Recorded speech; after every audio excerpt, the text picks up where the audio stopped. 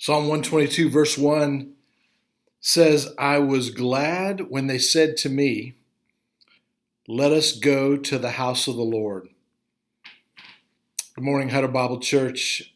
Our assignment today, my assignment today, is the 122nd Psalm through the 124th Psalm. And what I'd like to do is take the first verse of each of these Psalms today and go over those with you. This is a song of David. He was glad to be in the house of the Lord. He treasured his time in the tabernacle. In those days, the tabernacle was where the Ark of the Covenant resided. That's where they had church. And David treasured being in the house of the Lord. He went there in times of great triumph. I'm reminded of when he celebrated, when they brought the Ark of the Covenant back to the tabernacle, that he danced before the Ark of the Covenant and rejoiced and worshiped.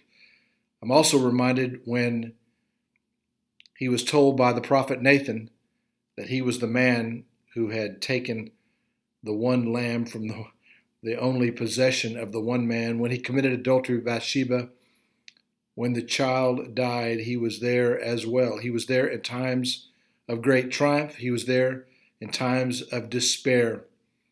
We've been meeting online now for several weeks. I can imagine that maybe many of you are like me, that you are ready to go to the house of the Lord. But I'm also reminded that the Lord no longer lives in buildings made by human hands, but now he resides in the hearts of his people. So the first verse of the 123rd Psalm is our next assignment.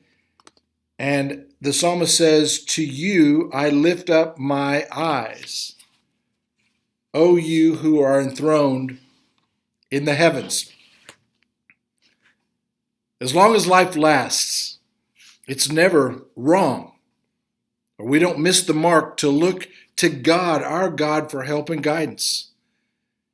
He who permits our distresses to come upon us can take them away or sustain us through them, but surely through all of it, he will bring glory to himself and good.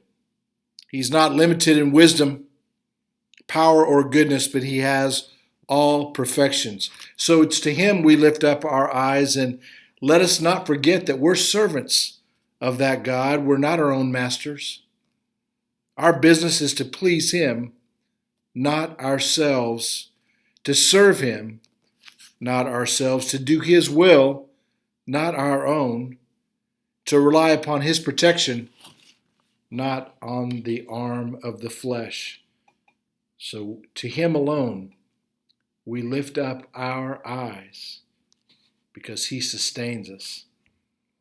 And the last verse today I want to chat with you about is Psalm 124, the verse where David says, if it had not been the Lord who was on our side, let Israel now say. How many times in our lives can we say those words, if it had not been for the Lord in this circumstance? He was not with us.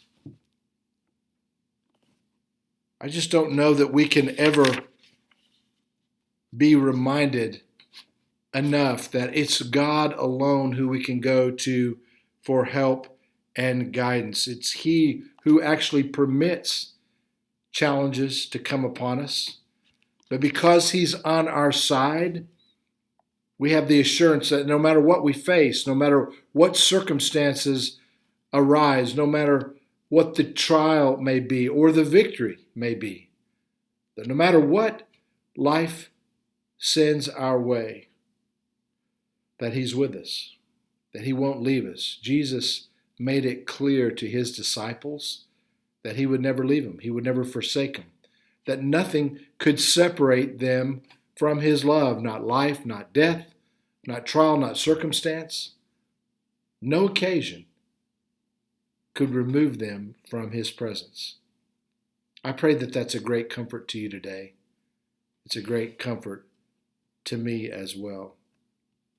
I can think of times in my life where I'm reminded that if I didn't know who God was, if I wasn't aware of who his son was, if I wasn't aware that his son had left the Holy Spirit to us, I don't think I could have made it.